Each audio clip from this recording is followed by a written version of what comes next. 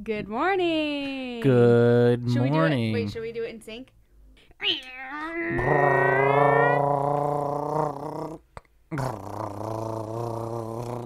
I hate when people do that. Take their muffler. Okay.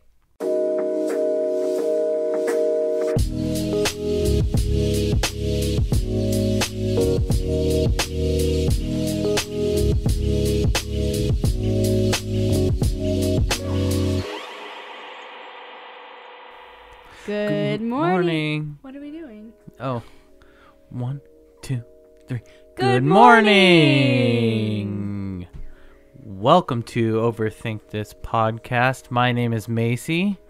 My name is Kyle. And we've got some pretty cool stuff for you today. Apparently, I'm don't told. know. I have no idea, but I'm told it's good. So, lots of pressure. We're going to talk about the quadratic formula. Oh, Jesus. I'm just kidding. Okay, God. I was gonna let's jump right into it. No, let's scrap that. No, actually, this week I'm taking us back to Africa. Okay. Yeah. Did I inspire you? No. So I already had this picked out. Cool. When you told me about Mansa Musa. Yeah, and you talked about like ancient African history, or not even ancient, but like Middle Age African history. Yeah. This is definitely more recent into current African history. Okay. Specifically Liberia. Oh, the genocide and stuff? It wasn't a genocide. Oh, it must be the wrong country I'm thinking of. There's a There's lot. going There's been on. a lot of turmoil in Africa, and there's like a lot that I'm like interested in about African like current events. But today specifically, I'm going to talk about a person named General Butt Naked. Get out. I feel like you know who this is. No. You know who this is, right? No. His name is General Butt Naked. That's his alias. Oh. You do know. I do know. Yeah, if anybody I feel like I loosely know. Okay, because you've watched the Vice documentary on the Liberian Civil War. It's not funny, but that name is hilarious. It wasn't the Liberian Civil War, but it was like after. It was that guy. What's his name? It was the cannibal ones. It was the Coney. No, Coney 2012 was a different African country. Pretty much fake too. Yeah, all right, sorry. I know. Okay. If you watched the Vice documentary where that guy, what's that one guy? He's the one that went to North Korea. What's his name? He does a lot of reporting for them. He travels to like really dangerous countries. I have no idea how this guy is still alive. Oh, the main owner guy. What's his name? Who cares? I forgot, but he traveled to Liberia like in 2012 or something, and he went around and he spoke to a few of these like warlords, and one of them he talked to was General Butt Naked. So if you've watched that, which I know that you have because we watched it together, parts of it, then you have heard of him. Yeah, it rings a bell now that I'm picturing it. I forgot the story, I think. There's a few as you go, I'll be like, oh yeah. There's a few African Liberian warlords who they just give themselves these odd names. Like this one, General Butt Naked. There's one guy who's General Mosquito, and then there's his General Mosquito. There's General Mosquito, and then his opponent or what's the word, enemy. His name is General Mosquito Spray. Man, I love how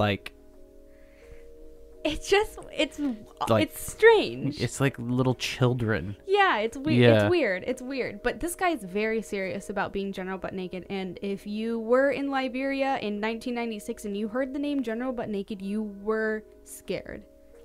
He is not somebody to be messed around with at the height of his reign. So anybody named General Butt Naked is either hilarious or terrifying. He's terrifying. Yeah.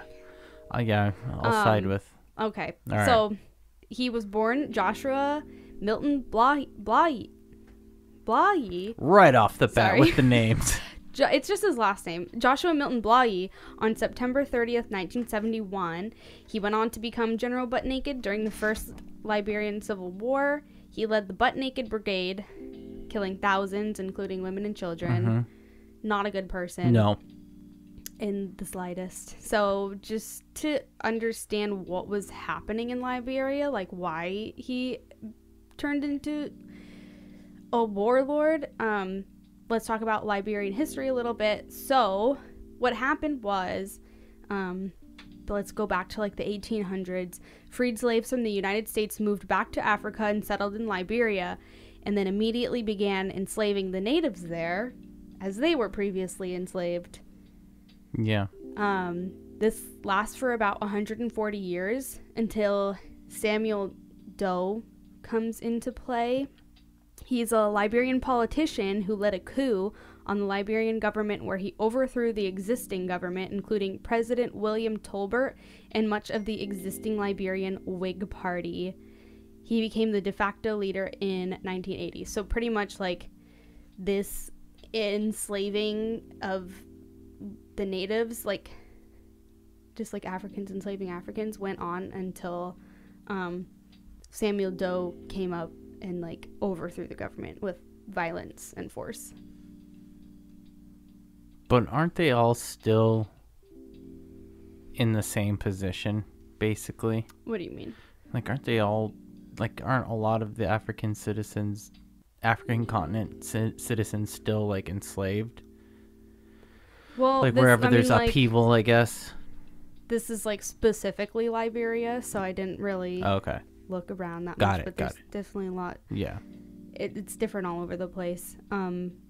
But, yeah, I mean, like, slavery kind of went on until pretty recently, until this guy came in. He's like, enough is enough. Like, overthrow the government. Yeah. Samuel Doe was from an ethnic group called the Krons, whom he showed much favoritism towards during his leadership, which later becomes tumultuous, I guess is the word. Okay. So he's like ethnically favoring one group, which is never good when you're in a leadership position. No, because that creates a divide immediately. Yeah. Exactly. Yeah. Which is going to become a problem for him, I assume. So to legitimize his leadership, he holds elections in 1985 and is elected as the 21st president of Liberia. Also, to backtrack, I did say he became the Liberian leader in 1980. So this Liberian Whig Party, this very old party from the 1800s, was like ruling all the way up until 1980, and then he overthrows them. Got it. And then to be a more legitimate leader, he holds elections so that it's like, okay, you guys are voting for me voluntarily. I didn't just like come in here and take over and now I'm like the dictator. Were they rigged? Of course. Yeah, okay. Yeah, so he's elected 21st president of Liberia. However, there's evidence of election fraud, which is like very apparent, and it makes a lot of people very angry. Well, yeah, you think you're getting one thing and then, you know, it's forcefully taken regardless of the outcome. Yeah, and not a lot of people were like very happy with his leadership style. He's supported with foreign aid by the United States, which is a political move on the United States' part because he denounces Soviet Russia and communism. So of course the United States is like all anti-Russia. And I'm sure they're well aware that this election is rigged and it's just... Yeah, I mean, it kind of falls apart for them because by the late 80s, with the fear of communism fading, the United States stops providing financial aid. So there's like a lot of things leading up to his like increasing unpopularity, including they're like losing money. Yeah. Yeah. Because they lost their political backing. Yeah, because the United States was obviously only doing it because they're opposing Russia, not because they actually like cared to help Liberia. You're on our side now. Here's money. Yeah, or like paying them to stay on their side. Yeah. Or whatever. Okay, so this is like all leading up to the Civil War. So let's talk about the first Liberian Civil War because there's two. So So this decline in funds from the United States, along with Dou's increasing unpopularity due to crown favoritism and evidence of election fraud, leads to a civil war in 1989, where rebels invade Liberia from the Ivory Coast. So that's the country like right, kind of below and like over to the left. Yeah. A little bit. It has like a French name, but I don't know how to pronounce it, so we just call it the Ivory Coast. I'm like cool with that. That's how I know it. Côte d'Ivoire something. Okay, well, I only know it as the Ivory Coast anyway, so. I think that's like the English version of whatever the French Perfect. name is. We're English. We're American. Just call it the Ivory Coast. Yeah. Okay, so Dou was captured in Monrovia, the capital city of Liberia, which it's called Monrovia after James Monroe from the United States. Really? Yeah. Is that his name, James Monroe? I think you're right. Yes. The president? The fifth U.S. One of the U.S. presidents, which I thought was just kind of interesting because... Is that random or is that... No, it's not random because that's like when all the freed slaves came over, they like established Monrovia and like named it after James Monroe and then started enslaving each other. Oh. Started the practice over there. I'm sure James Monroe had his fair share of slaves. Yeah. Okay, so Samuel Doe is captured in Monrovia on September 9th, 1990 by American-educated rebel leader Charles Taylor and his, like, little buddy, Prince Johnson. I don't know if he'd like to be considered his little buddy. I don't think so. He's a real prince, too? Or just... I didn't look that far, because we're talking about General Butt Naked, and this is just, like, the setup. Okay, got it. But Charles Taylor is like a significant part of this because he is very opposing to... Charles Taylor is a large part of this because he opposes Samuel Doe, which General Butt Naked is going to like oppose Charles Taylor's rebel group. Got it. Yeah. So Doe is captured in Monrovia by Charles Taylor and Prince Johnson. Like, Charles Taylor is leading it, but Prince Johnson is also very much like a part of that like leadership of that rebel group. Okay. They torture and murder and possibly eat Samuel Doe. Yeah. While they're filming it, and it's being like internationally broadcasted. It was just to scare them. Like, they ate him, yes. But it was a very it was a thought out scare tactic. Yeah, like, look how nuts. You can look up the footage and it's pretty awful. Well, obviously. Yeah. It's not good. Yeah, no. I wouldn't imagine. It's pretty graphic. Yeah. I don't like that stuff. Also, just to let you know, Prince Johnson is still a senior senator of Nimba County in Liberia today, so he's still like actively involved in government after being a part of this stunt. Charles Taylor holds elections with his campaign slogan, "He killed my ma, he killed my pa, but I'll still vote for him," and he gets elected. What? Yeah.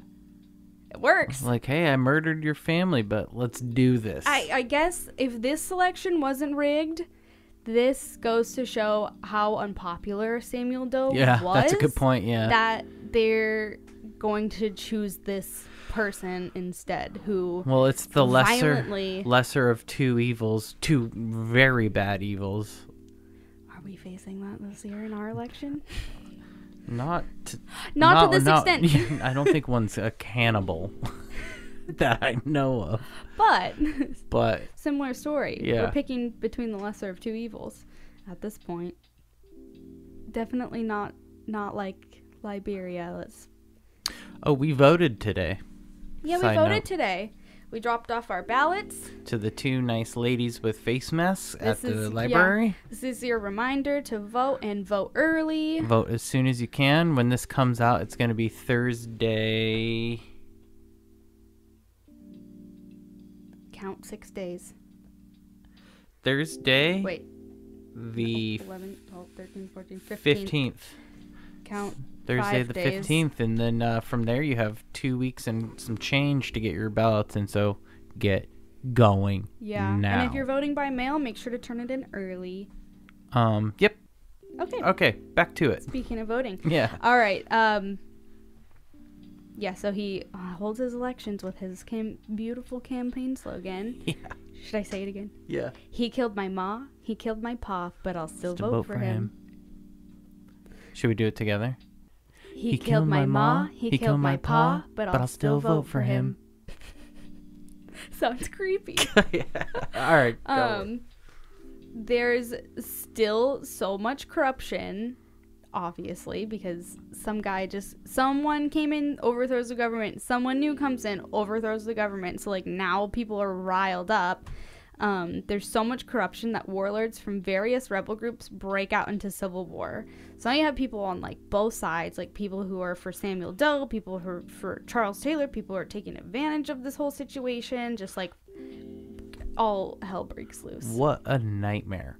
Absolutely. Like, and if you see it's like I watched a documentary about the whole like it's specifically about General Butt Naked, but it shows like videos of this Civil War, and like people are just running around in the streets with guns, just shooting each other, and they're saying like these people just aren't scared. They like feel like they can't be hurt by bullets. They're like running around with like no protection, no clothing.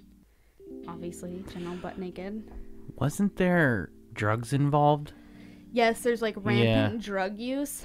Also, like, just because of PTSD, like they just don't care. Well, it's like horrifying. Yeah, like, you're living through people just like killing each other in front of you, and you don't know how to handle like your mom that. And dad were killed right in front of you, and you're told to like go avenge it. Like you wouldn't. Yeah, all these warlords are like recruiting child soldiers to like who are orphans and stuff. Yeah, so children are being like pulled into this, and this is what they're growing up with, and so obviously they're turning to drugs because there's no coping mechanism.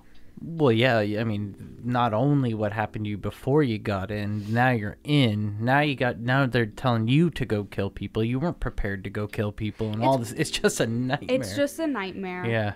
By the end of the 14 years of fighting in the First and Second Liberian Civil War, 250,000 people are dead. Oh my God. It's a lot. How many years?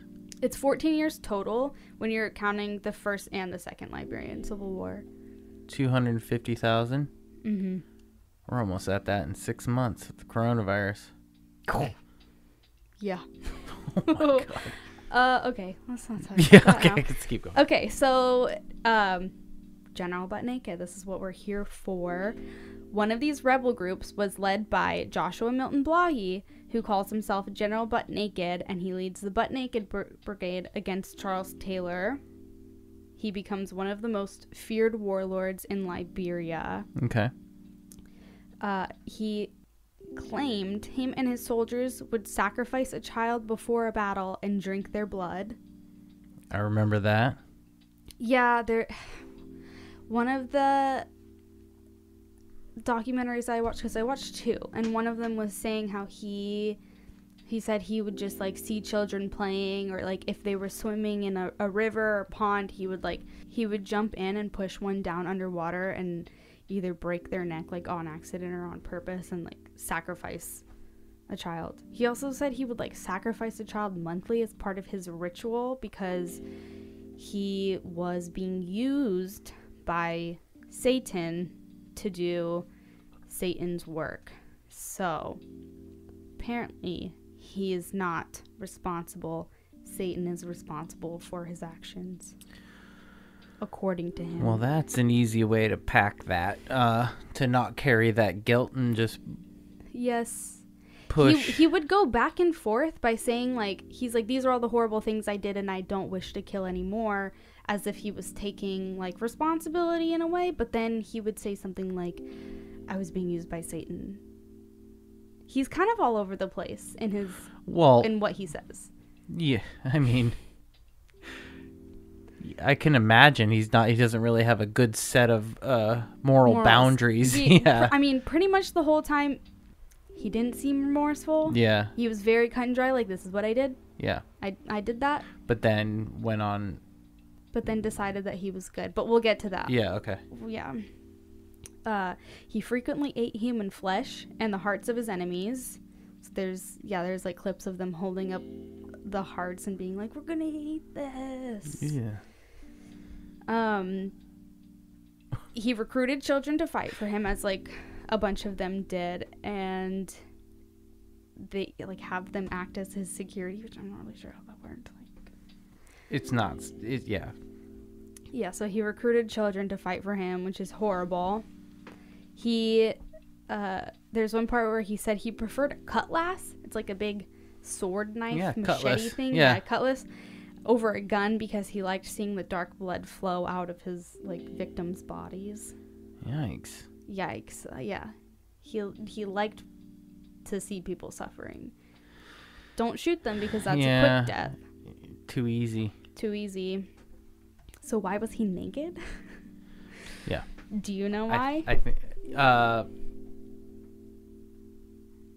not going to say why. This is your story. All right, I'm just saying if you have any. I don't have any guesses other than he was naked. Or why was he naked? So, because it's hot as shit. He says, quote, "It was the means of displaying my power. When I'm naked, I disappear faster. When I'm naked, I activate my spiritual powers faster." That's not true. To him, it was sort of like, when I'm naked, I'm like invincible in a way, and then like it shows my fear, because like I'm so fearless, I'll just run around naked, killing people. I think it's like, in my head at least, what I would have said is like, it shows that he's so unafraid and doesn't need any other protection, because he's coming, like he's invincible. Yeah, like he's invincible, like he doesn't need anything. And apparently it worked, because he becomes, like, in 1996, like at the height of their rampage, he's the most feared warlord in Liberia. Well, that, not only is he telling all these stories himself, who knows what sort of like word of mouth stories are going around too. Everybody knows who he is. Yeah, that's what I mean. Like, people making up stories as time goes on, like, oh, I saw him do this, Yeah. It's crazy. Other soldiers in his militia would either be naked or dressed in women's clothing, and it was usually like women's clothing of the women that they had killed, and they would be wearing like the purses of like women that they had killed. So again, it's as like trophies. I think like trophies, but also as like just to be weird. Be weird, and then kind of show off like, this is what we do to people, and then take their clothing and like prance around like we're proud of it. I don't know. Okay. I don't understand that mindset, so I can't really answer for them. I get it. So there's like that one year, 1996, where he's like in the height of his rampage, and then he has a conversion and he like wants to redeem himself. Wait, he wants to absolve himself from all of this? Yes. And he does. Well, in his mind. Yeah. Yes. There's this guy named Bishop Joshua Kun who hears God's voice. So this is like a bishop of like a Christian church, and he hears God's voice. In Africa, right? In Africa, yeah. Okay. He hears God's voice telling him to speak to General Butt Naked. He goes to where General Butt Naked is, knowing it's dangerous, to tell him that Jesus wants him to fix his life, and says to repeat the prayer, "Jesus, I know I am a sinner and I can't help myself, but forgive me and come into my heart as my Lord and Savior." So this bishop decides he wants to like save his soul, and that God is telling him to go there to like save his soul. Even though he knows that he could just be killed by General Butt Naked, who's like, I don't want to listen to this. Yeah, like, that's a risky move, my guy. It's very risky, but it works. Okay. So he goes and he tells him that prayer, and then he like leaves. But so to like explain where he is, he's in like this house, like commune type building, like just a big concrete building, I guess. And he's like upstairs in it, I guess is his like office or quarters. And he has one of his bodyguards, whose name is Senegalese, who is downstairs, and he's like down there to make sure that people aren't just like walking in and going up to see General Butt Naked. Yeah.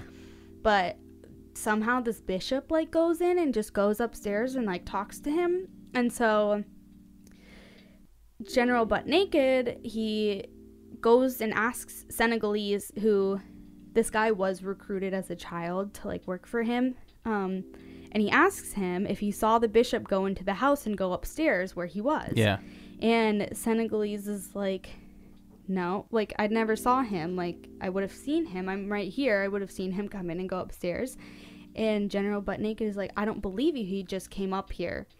And Senegalese is like, no, there was nobody here. And General Butt Naked gets really mad because he's like, you're lying to me, because he came upstairs, and he shoots him in both of his legs, drags him into the bathroom, and leaves them there for a week until somebody finds him and takes him to the hospital. So his repenting didn't start immediately. Because he just shot the security guard. No, because at this point, the guy is just trying to convince him, and he's not convinced yet. Also, he's like unsure of how this guy even got in, and doesn't believe Senegalese when he says that he never saw anybody. Senegalese is taken to the hospital, and it's too late. There's like so much damage to his legs that they have to be amputated, and so that's like the last he's ever around General Butt Naked until like later on when General Butt Naked goes back to see him. Oh, okay. Yeah, and that poor guy, he's just like, I was recruited as a child. I didn't know any better, obviously, and like, you're so impressionable. And when the most feared warlord is like telling you to become part of his army, like, what are you supposed to say? No. Yeah, because then you're just gonna die. What's the other? Because he's killing children anyway. Not only, what's the other option? Exactly. Yeah, there's nothing you can do. Exactly. Yeah, it's super weird because in the documentary he goes like General Butt Naked goes to see Senegalese, and it's sad, isn't it? It's like super uncomfortable at the beginning because he doesn't want to make any eye contact, but General Butt Naked is like so dead set on like, forgive me, my man, forgive me, and he's just like, he didn't want to forgive him. He didn't want to, but in the end he like shakes his hand, and then again, like, what are you gonna do? Hang out around the village a little bit. I don't know. So shortly after the bishop asks him to repent, General Butt Naked believes Jesus has spoken to him and tells him to repent for his sins, otherwise he'll die. So in General Butt Naked's head, it's either repent or die, or he's gonna die. Yeah. Well, again, not many options. And thus he is reborn into Evangelist Joshua Milton Blahyi. Okay, evangelist. That's what he calls himself. He's an evangelist. From mass murder cannibal to evangelist. Yeah, he starts preaching, he starts praying to God. He creates a rehabilitation center with donations from his church to help the former child soldiers who turned to drug addiction. So he has this whole like thing, like rehab center set up for the children that he kind of like turned into drug addicts and is trying to help them again. He says he's like, I don't want to be violent anymore. I don't want to kill anymore. Yeah. Well, he's reborn. Yeah. Well, that to the kids he screwed up, that would be very confusing. Like, wait, what now? Like, what are we doing? Yeah. This is wild. So he's at the height of his rampage in 1996, and then the First Civil War actually ends in 1997 when Charles Taylor is elected by force to be the president, and fighting slows considerably, but it's not settled. So at this point, like, the violence is because Butt Naked is an evangelist. Down. Butt Naked is now an evangelist. Chuck Taylor is now the forcibly elected official, so there's like some sort of... It sounds like the opposing forces had quieted down a little bit. Yeah. And especially with like the Butt Naked Brigade was opposing Charles Taylor, like, and then Chuck Taylor took control and was like, all right, well. Yeah. But then we have the Second Civil War in Liberia, which begins in 1999 when a rebel group backed by neighboring country Guinea invades. And then in 2003, Monrovia was sieged and Charles Taylor is forced to resign on August 11th, and he's exiled to Nigeria. I'm just going to go through, like, the Second Civil War kind of fast, because then we're going to get to another part where, like, General Butnick, like, comes back in. In November 2003, the United States passed a bill including a $2 million reward for Taylor's capture, and in 2006, he's taken to The Hague for his trial and sentenced to 50 years in prison. And he's American, right? He's American educated, but he's Liberian. Got it. Okay. Yeah. But people say, because he's American educated, he's American backed. There's, like, some suspicion that he's, like, about it. Yeah, okay. Which I don't think so, because he does horrible things, and he gets sentenced to The Hague for his, like, war crimes, like crimes against humanity, but, like, using child soldiers. Like, you can't do that. Yeah. Otherwise, the United Nations is going to come after you. So now let's talk about the... He only got 50 years, though? Like, not... I don't know. Wow. All right. I don't know how the UN sentencing works. Is it, like, it's international law? Yeah. Okay. So let's talk about the Truth and Reconciliation... Let's talk about the Truth and Reconciliation Commission of Liberia. In May 2005, Parliament enacted an organization under the transitional government. So now we're wrapping up the Second Liberian Civil War, and they have, like, created this commission to try and get all of the previous warlords to come back together to talk about what they did and kind of testify to be able to, like, put all of it in the past and, like, this is how we're going to move forward as a united government. Okay. So it has good intentions. It's to basically go to recognize what happened, reconcile that, and move on. Yeah, and to invite all the people who were in charge of all these, like, violent rebel groups to, like, come together and talk about it. Oh, well, this is also really cool. In November 2005, Ellen Johnson Sirleaf is elected the 24th president of Liberia. She's the first female head of state in Africa, and this is the first mandate of her election, is this commission. Oh, cool. Yeah, it's just super cool. She's a cool lady. This mandate is to promote, like I said, national peace, security, unity, and reconciliation by investigating more than 20 years of civil unrest and conflict, and reporting on human rights violations in Liberia, which took place between January 1979 and 2003. So it's like that whole chunk of, like, turmoil and civil war. That is so long. It's so long. It's so long for that to be going on with, like, no structured government. Money. What is that? Oh, yeah. People are just like dying in poverty if they weren't being shot. Yeah. I couldn't even imagine.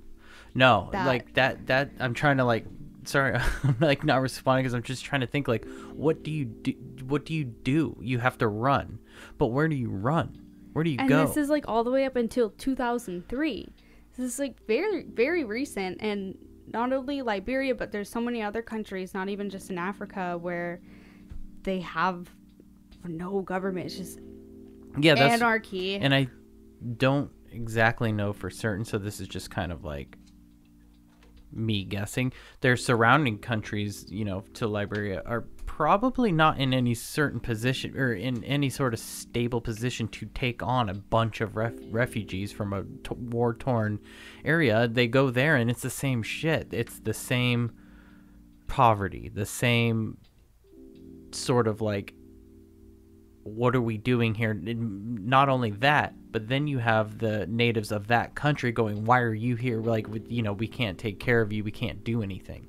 Well, there is a lot of refugees. Obviously, a bunch of them are exiled to Nigeria. Yeah. And then there's a big Liberian refugee camp in Ghana, which we also will, like, mention in a second. Okay. So General Butt Naked testified. He like volunteers because they're not forcing these warlords to come to the Truth and Reconciliation Commission, but like General Butt Naked wants to go and testify, and he pretty much admits to leading to the deaths of around 20,000 people, like directly and indirectly by like leading people to kill.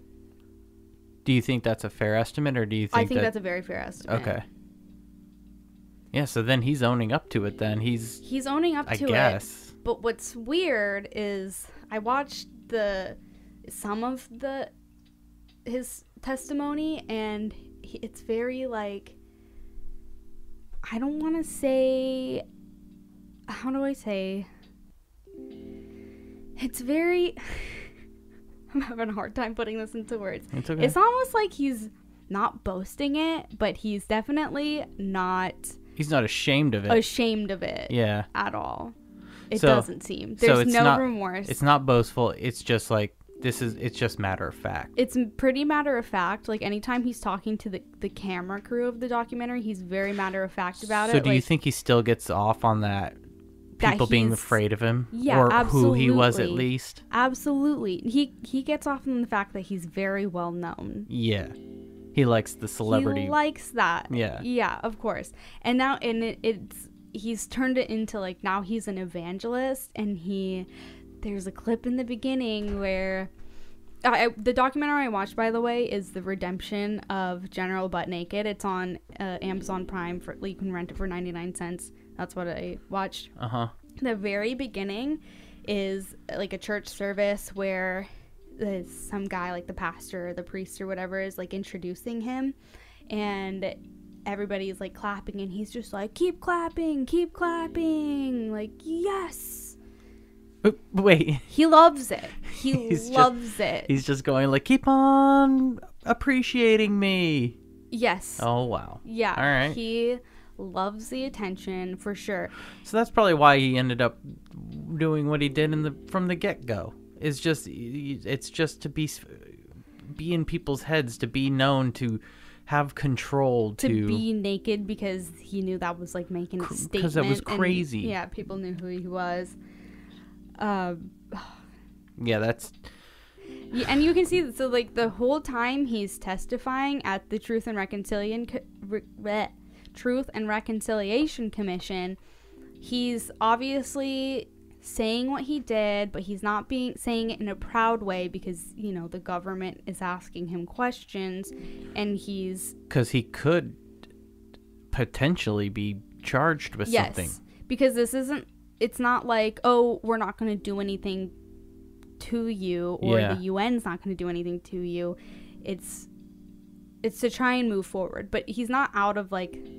He's not out of the water. He could be prosecuted if they wanted to pursue that. He kind of acts like he's sad about it, and there's a part where somebody like hands him a tissue, but it's like he's not even crying. There's no tears inside. He doesn't care. He doesn't feel bad. He doesn't care. Yeah, he doesn't feel bad. He enjoys this. He went because he wants the spotlight. Yes. That's why he went. He didn't go to repent or take ownership or anything. He just wanted to go and say, I was that guy. Like, check it out. Yes. Like, check out what I used to do, and now look at what I do. And the whole time in the documentary, he's like prancing around like, this is where I used to be. This is where I did this. Yeah, this is where I used to kill people over here. I did all this stuff. And he loves it. He loves it. Yeah. He goes up to, there's this one woman who's like bawling her eyes out because he murdered her brother. And he's just like, please, forgive me. Forgive me. I beg you, forgive me. Like, he's really trying to just. So he's still just terrifying, just in a different way. Just like, in a dude, different way. Yeah. And she like leaves because she's kind of like overwhelmed. She goes to the back of the house and like sits down, and he's just like, is she still crying? It's like, yes. He doesn't. So yeah, he flat doesn't get it. He doesn't get why he can't just be an evangelist and people will forgive him like nothing ever happened. Yeah. Wow. What a psychopath. Yeah, like what you in really the have to world? watch the documentary because it's hard to like Just explain what he's no actually empathy, acting like. no regard for human life, just all about him, whether it's him as a murderer or him as an evangelist. And now him thinking that he's a great person because he's like, well, I forgave myself for all these crimes, so you should too. And now I'm on God's side. Satan was using me, but now Jesus has shown me the right way. And there is a lot of people who criticize him, saying like, you can't just do that. Yeah. You can't just turn to God and decide that you're a good person now. Yeah, it's weird that he's just off pretty much scot-free. Well, at least at this point. At this point. Because there's no government who's going to prosecute these people. Like, yeah, there was nothing. There's no government. They were the law. Yeah, exactly. So, but now we have Ellen. Good Ellen. Okay, so after the Truth and Reconciliation Commission comes to like its conclusion, a list is published for who are to be recommended for prosecution and who are to be recommended for amnesty. General Butt Naked is recommended for amnesty, while Charles Taylor is recommended for prosecution.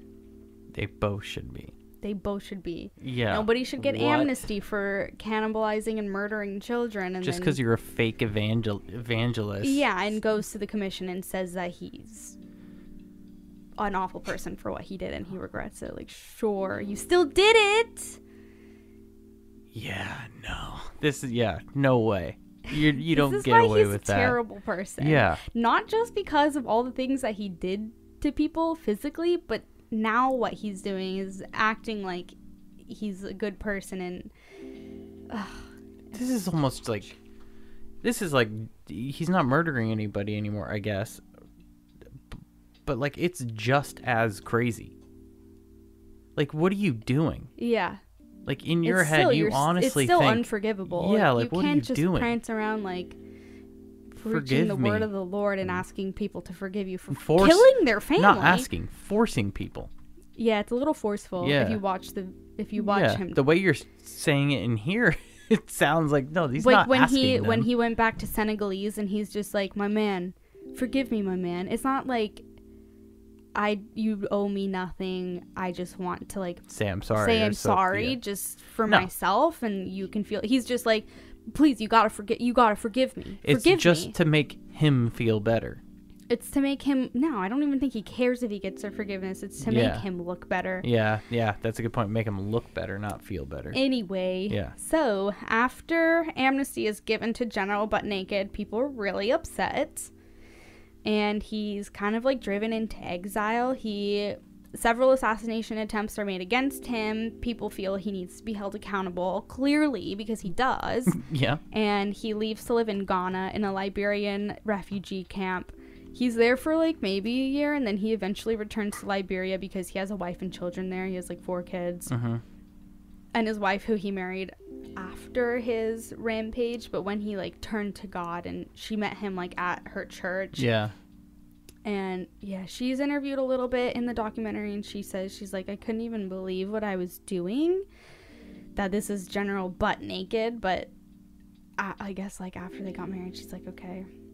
So he has like a wife and kids, and to this day in 2020 he is still, I guess he's just living in Liberia with his wife and his kids. In the Vice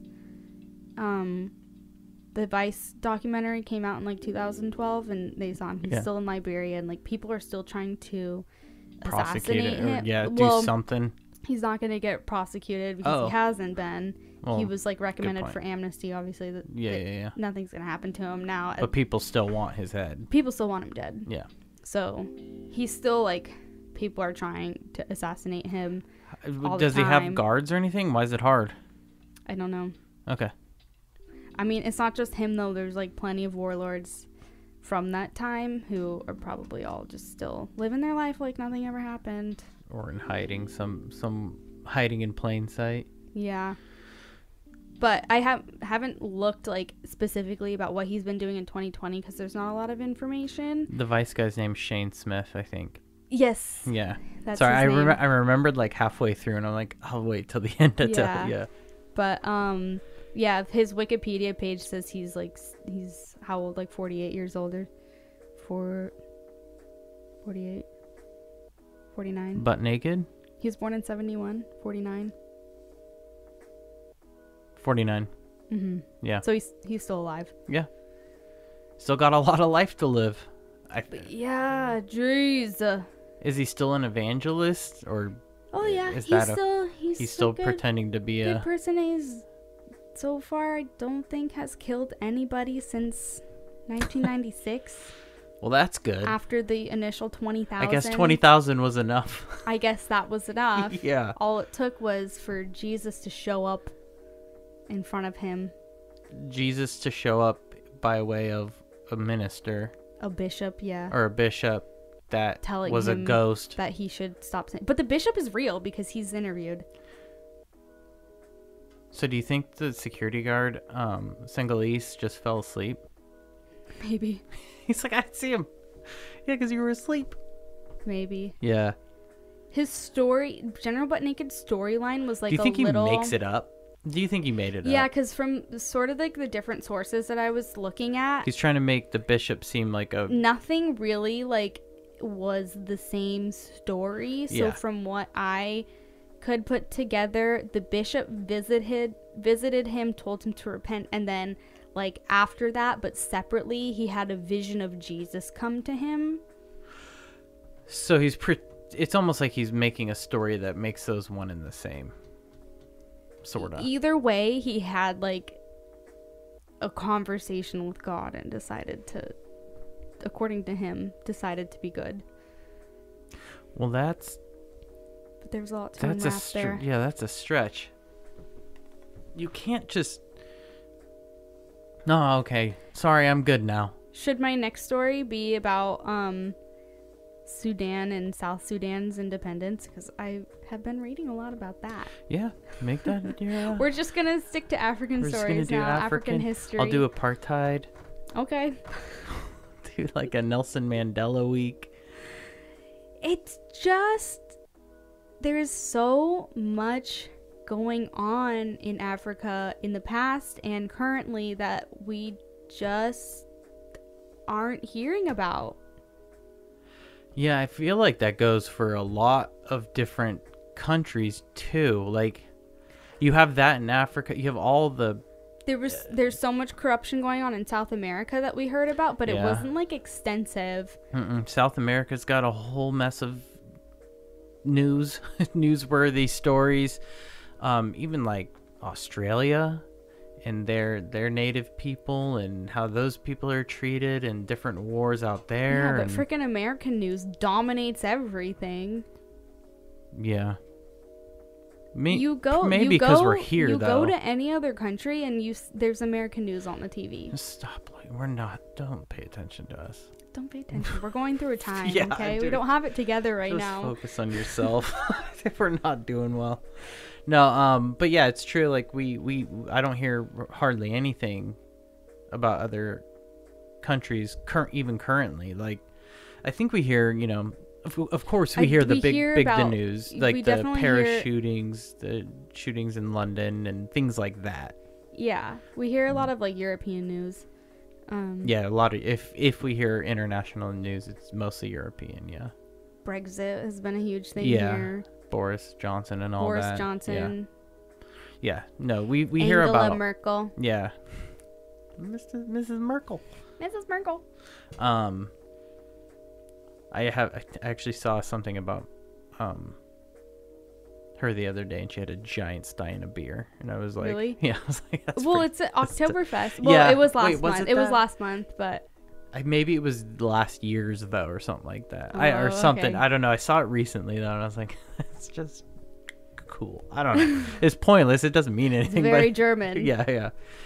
But yeah, no, that's crazy. And maybe we will dig into some more stories because it is interesting, and some more African stories. Sorry, but because we don't. Again, like we said last week, the Mansa Musa story. I only heard about that within the last 3 years.